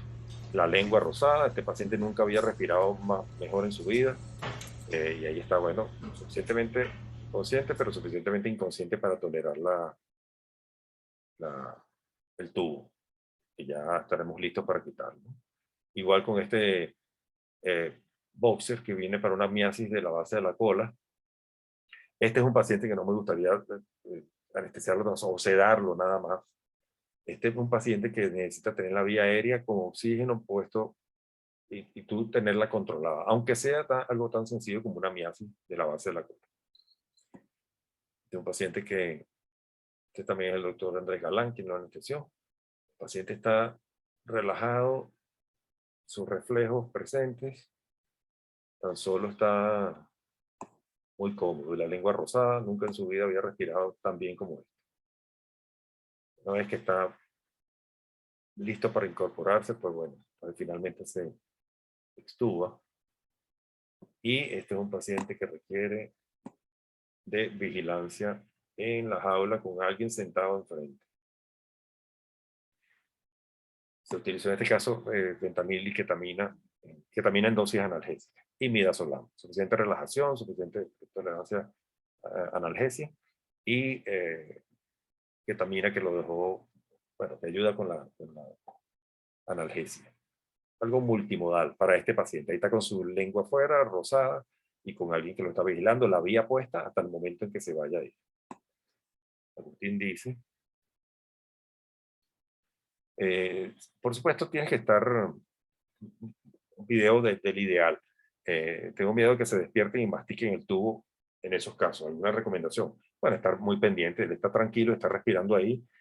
Este paciente no es que el anestesiólogo, o sea, es del anestesiólogo hasta que se vaya para su casa, no solo despierto, sino caminando, calentito y en buena condición para irse. Lo que vas a hacer es cuidar ese tubo. Cuando empiece a mostrar signos de que lo está intolerando, pues simplemente se lo retiras, ¿no? Estás ahí enfrente para él. Y si Buenas tienes, noches, Doc. ¿Me escucha? sí, adelante. ¿Alguien quiere hablar? Sí, soy Catalina. Justamente la semana pasada tuve exactamente el mismo caso, el bulldog por la cola súper Ujú. podrida y apestosa. En mi caso, saliendo ya de plano, porque no es la primera vez que tengo un braquicefálico y como dicen normalmente, sí me permiten dejarles el tubo endotraqueal más tiempo, o sea, regresan, se lo dejan y están muy tranquilos porque, pues como dice, están respirando mejor. Pero particularmente este pacientito, aunque todavía seguía bastante deprimido, ya me estaba dando un reflejo claro de querer sacar el tubo, ¿no? Estaba así, ¡ah! Y queriendo expulsarlo, pero yo todavía lo veía un poco deprimido, no lo veía Mm, suficientemente despierto. O sea, a mi gusto yo se lo hubiese preferido dejar, pero como le digo, estaba dale y dale tratando de expulsarlo y se lo quité. Se lo ujú. quité, pero igual como lo veía dormido, lo que hice fue como abrirle la boca con la mano porque estaba bastante tranquilo y asegurarme que estuviera respirando, pero no sé si tal vez se lo pude dejar más tiempo o si le pude dar algo para relajarlo más en lo que despertaba o qué pude haber hecho mejor. Sí. Bueno, en efecto, como dices, no hay la respuesta correcta, ni este caso es igual al tuyo, ni al siguiente que veamos, Catalina, pero se me ocurre que quizás pudiste haber usado una dosis de Valium eh, o de Doricum para prolongar un poquito eso o aumentar un poco tu goteo de remifentanil o fentanil, algo que te hubiese podido alargar, pero bueno, si te lo expulsó, te tocó sacar la vía, sacar la vía aérea, el tubo, y cuidarlo. Como tú dices, abrir la boca como sea, alar esa lengua, monitorearlo, que esté rosada, y bueno, y continuar, porque no todos los casos son iguales ni nos van a permitir lo mismo, ¿no? Ahora, lo que yo sí digo es que estos pacientes, cuando vinieron para la miasis de la cola, la siguiente vez que van a venir es para hacerse la cirugía de paladar blando elongado.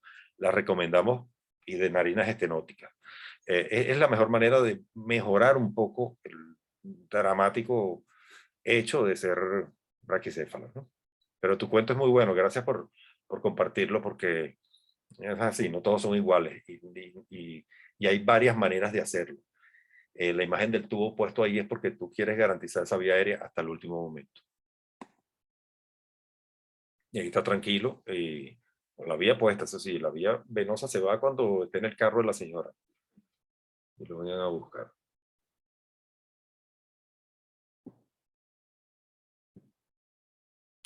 Fíjense este caso, esto es algo que en retrospectiva me gustaría analizar. Un pequinés hembra de 11 años, 4 kilos, que tuvo vómitos y convulsiones ayer. No durmió con la dificultad respiratoria y el dueño tampoco. Al examen físico tenía dificultad respiratoria, la frecuencia cardíaca en 168, matidez sobre el tórax, membranas mucosas pálidas y secas. Y el dueño comenta que hace 3 días le hicieron una cirugía de piómetro. Entonces, hace 3 días esta es la historia. Tenía el útero ocupado, tenía líquido libre en tórax, una masa en vaso, tenía 29.000 blancos, anaplasma platis y le hicieron esta radiografía de tórax. Esta es la lateral. ¿Alguien quiere comentar acerca de esto? Esta es la radiografía que trajo de hace 3 días, el día en que la operaron de piómetro. Bueno, primero, ¿alguien ve la silueta cardíaca claramente ahí? Líquido libre, Agustín, en efecto. Los pulmones, hay lo que se llama signo de silueta, no se ve la silueta cardíaca que está confundida con líquido libre.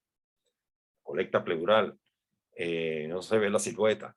Y se ven los lóbulos redonditos, aplastados y colapsados de los pulmones. En la dorsoventral, como quiera que sea la posición, bueno, aquí está la silueta cardíaca y se ven los lóbulos redondos con líquido alrededor. Entonces, este es un paciente que se operó hace 3 días y, salió caminando, pero la verdadera pregunta es, ¿de qué manera pudimos, se ve el parénquima pulmonar atelectásico, por supuesto, esos pulmones, se acabó la presión negativa en ese tórax, el esfuerzo respiratorio tiene que ser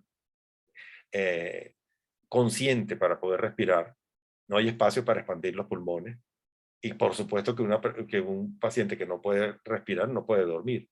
Entonces, mi pregunta es, ¿cómo debió haber sido, debió haberse operado esa piómetra hace 3 días?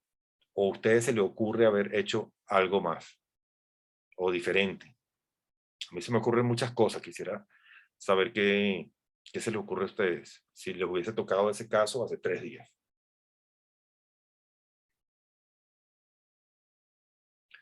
Hoy está vomitando, no puede respirar, tiene vómito y diarrea.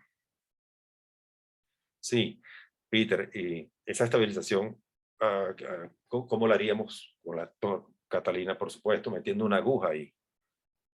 Podrían haber drenado el tórax. Entonces, la razón de poner esto es que son casos de verdad, pues esto es un caso de la vida real, y eso fue lo que yo pensé. Bueno, vamos a drenarle el tórax, pero qué bueno que se lo hubiesen drenado hace 3 días, antes de la piómetra. La piómetra pudo haber esperado de hoy para mañana, pero el tórax, el líquido torácico no pudo haber esperado, debió haberse sacado. Exactamente, la pregunta es ¿cómo salió viva de la cirugía? Bueno, sí, salió viva, pero eso no quiere decir que se hicieron las cosas como se debe, porque no sabemos cómo está la función renal. En efecto, la función renal se comprometió. Un paciente que no estaba ventilando bien, lo anestesiaron, quién sabe qué pasó con la presión arterial de esta irrigación y la filtración glomerular, y lo más probable es que se dañaron los riñones, la función renal. le dieron la cirugía ambulatoria. Además la operaron y la mandaron a su casa, ¿no? Con esa información, ese es un paciente que no puede ser una cirugía ambulatoria por lo menos. Entonces, bueno, lo que estamos hablando es cómo lo hubiésemos hecho. Sí, Catalina, la ausencia de muerte no es sinónimo de éxito anestésico. No es solamente que se salven, es que se salven y queden con sus órganos en buen estado y una vida con el menor daño posible. Ya es suficientemente serio tener una piómetra, el síndrome de respuesta inflamatoria sistémica, la toxemia, para encima tener un derrame pleural y anestesiarte. Quién sabe dónde estuvo la presión arterial y cómo fue lo que ocurrió con esos riñones, por decirte el resto de los órganos también, pero particularmente los riñones. Esta es la cantidad de líquido que había, estaba deshidratada, este volumen intracardíaco del ventrículo izquierdo está disminuido porque si no duerme y no puede respirar, tampoco puede comer ni beber. Entonces estaba deshidratada, viene de una piómetra. Bueno, le drenamos el líquido, por supuesto.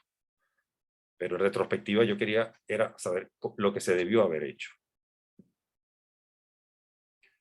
Y por último, este caso de este poodle hembra, que es un caso típico, poodle hembra de 6 kilos, de 14 años, de muy buena condición física aparentemente. Referido porque tiene soplo y tiene arritmia. Historia de tos al agitarse y tos nocturna. Examen físico, tiene soplo, tiene una arritmia y tiene un déficit pulsátil. Que esto es algo de la clínica que puede significar algo. Entonces, bueno, ¿qué exámenes quieren hacer? Y tiene enfermedad periodontal, viene a limpiarse los dientes. Esa es la razón para hacerse la evaluación preanestésica. ¿Qué exámenes queremos hacer? Radiografía, electro y eco. Y presión arterial y exámenes, hematología y perfil, por supuesto. Si podemos. Miren el electro de este paciente. Está en muy buena condición, pero cuando este es el déficit pulsátil, cuando estás ocultando y estás palpando el pulso, es tum, tum, tum, tum, tum, tum, tum, tum, tum, tum, tum, tum, tum, tum, tum, tum. Y ese segundo dup no da pulso. Y cuando esos son varios por minuto, la frecuencia de cardíaca puede ser 140, pero la del pulso es 100 quizás, ¿no? Porque estos no dan pulso. Y obviamente esto desvela un corazón estructuralmente enfermo, lo más probable. Por sí mismo es un problema y tienes que ir a buscar los cambios.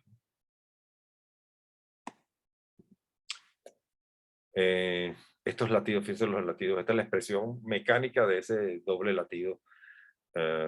Tiene sobrecarga de volumen, tiene la fracción de acortamiento aumentada, por eso que yo les decía que las valvulares aparentemente son hipercontráctiles, pero es porque tienen una fuga hacia la aurícula izquierda. Y ese latido y se ve cuando late 2 veces. Por ahí pasó la aurícula izquierda agrandada de la válvula. Eso que se ve ahí, las valvas alteradas y con un ritmo que es irregular por esas contracciones ventriculares prematuras que tiene. Hay bastantes cosas que hacer antes de limpiarle los dientes, ¿no?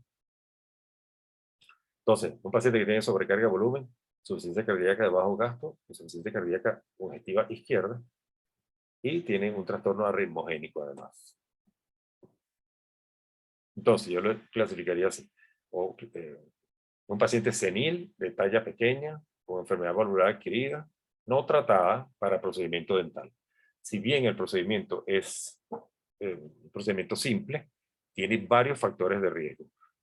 Senil, talla pequeña, enfermedad valvular adquirida, no tratada. Es que es lo único que podemos hacer, no le podemos reducir la edad, no le podemos aumentar la talla, pero vamos a llamarlo a SATRE, Agustín, si quieres, pero podemos hacer algo para que ese riesgo anestésico de una limpieza dental, que es absolutamente algo que podemos planificar, se reduzca. Y eso es ponerlo en tratamiento. Entonces el plan primero va a ser iniciar tratamiento y reevaluar en una semana. Ese día, ayuno de no más de 8 horas. Debe estar tomando antibiótico ya para dirigido a las bacterias de la boca. Si va a tomar el Pimoendán en la mañana en la cirugía, No vamos a utilizar alfa-agonistas, se me ocurre, pero oxigenarlo y manejo delicado previo. Es un perrito pequeño, faldero. Cuidar el volumen de fluidos transquirúrgicos. Utilizar una estrategia multimodal y utilizar bloqueos regionales en el maxilar si vamos a hacer una extracción, por ejemplo, bloquear la rama mandibular o en el orificio donde salen los nervios que inervan los incisivos y caninos, si tenemos que hacer. Entonces podemos hacer bloqueos y un manejo multimodal para disminuir el riesgo en este paciente que ya después de una semana vimos, el propietario te relata que está tosiendo menos, que está durmiendo mejor, que está más activo. Entonces ahora estamos listos para anestesiarlo. No quiere decir que un paciente cardiópata no se le puedan limpiar los dientes. Significa que le vamos a hacer algo antes.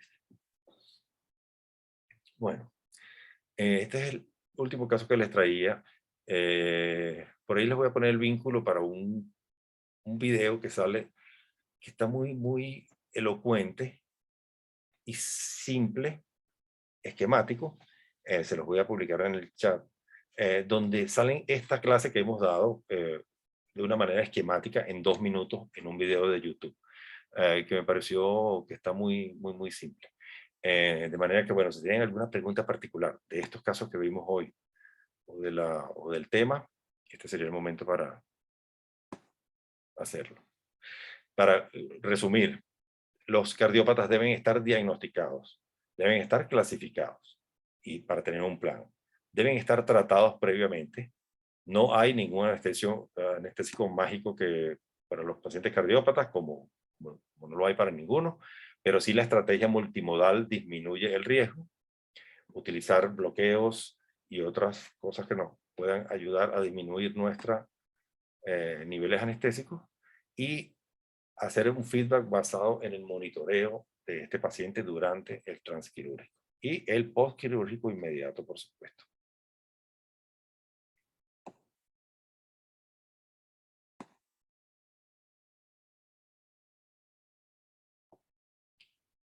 Muy bien.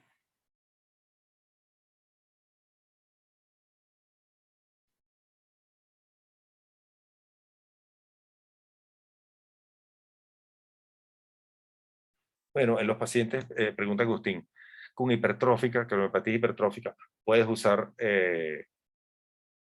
alfa-agonistas, por ejemplo, porque usualmente tienes taquicardias. Tienes que estar ese paciente en tratamiento para la hipertrófica que tiene, que usualmente son bloqueadores de canales de calcio o beta bloqueadores para disminuir la frecuencia cardíaca. Puedes y debes usar volúmenes de fluidos mayores, como los otros casos.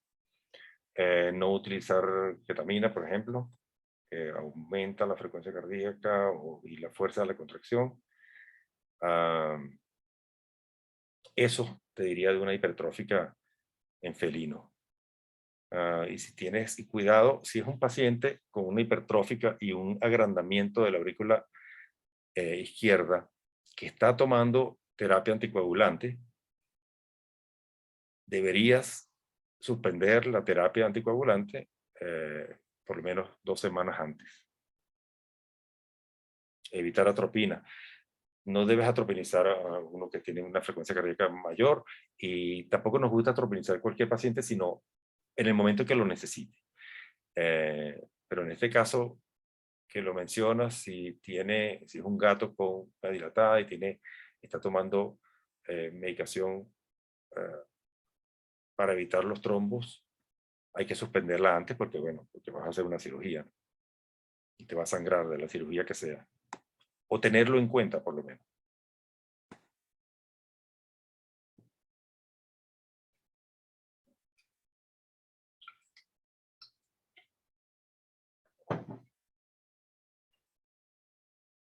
Peter, el uso de dopamina o dobutamina puede considerarse como medicamentos de uso común en caso de hipotensión. Yo creo que en un paciente no respondedor a fluidos como estos que vimos hoy, los de sobrecarga de volumen, valvulares, y sobre todo las cardiomiopatías dilatadas, tienes que tener tu goteo de dobutamina listo, yo diría. a la mano, por supuesto, en tu arsenal de drogas, y probablemente hagas bolos. A veces puedes diluir tu dosis en una jeringa de 10 cc y pasarla a efecto en tu goteo, o establecer el goteo basado en los microgramos que necesites, ¿no? Todos, todos están hipercontráctiles las cardiopatías dilatadas. Entonces, por definición, si tú quieres hacer eh, dependiendo de tu respuesta y cómo vaya el paciente, vas a hacerlo, ¿no? Porque acuérdate que eso te va a aumentar la frecuencia cardíaca y te va a comprometer el gasto también.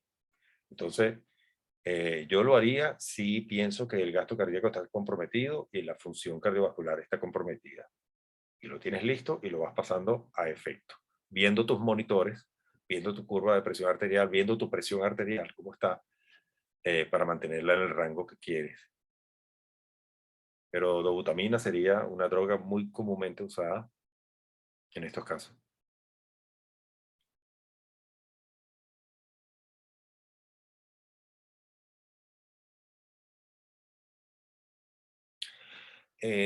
Sobre el tema de enalapril, ¿hay alguna interacción específica con alguna droga o es estadística la reacción que genera de hipotensión? Es con respecto a la hipotensión. Hicieron ese estudio, tiene mucho sentido. Si tienes una droga hipotensora, justo antes de anestesiar un paciente, que la anestesia va a deprimir y va a bajar la presión arterial, deprime toda la función cardiovascular. Entonces, este estudio demostró lo que ya sospechábamos y sabíamos, que los pacientes que estaban tomando enalapril, por decirte, el más común de los inhibidores de la ECA, tenían crisis más severas durante tu anestesia, algo que no quieres. Entonces, la enseñanza que salió de ese trabajo tan sencillo es que debes suspender la dosis de la noche antes.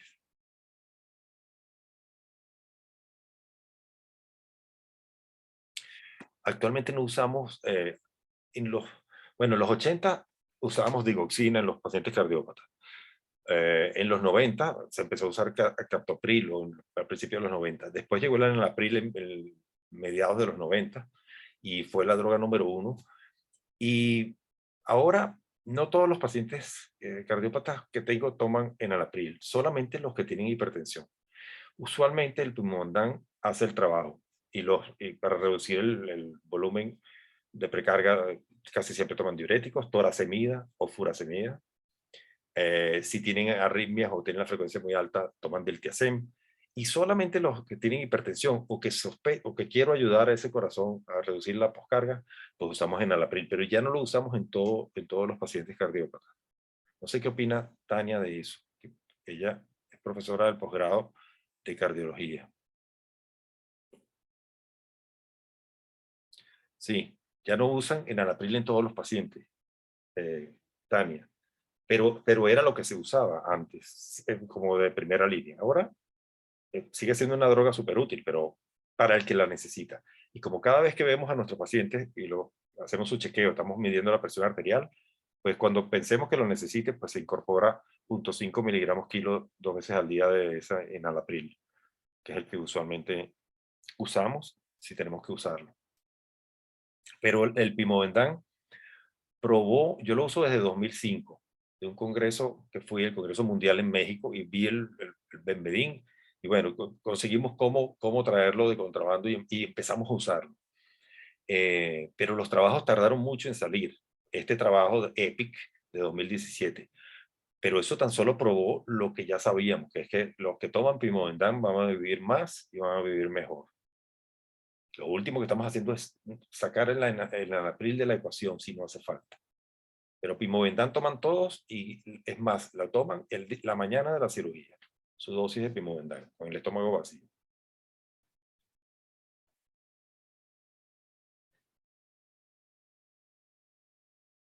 Ok.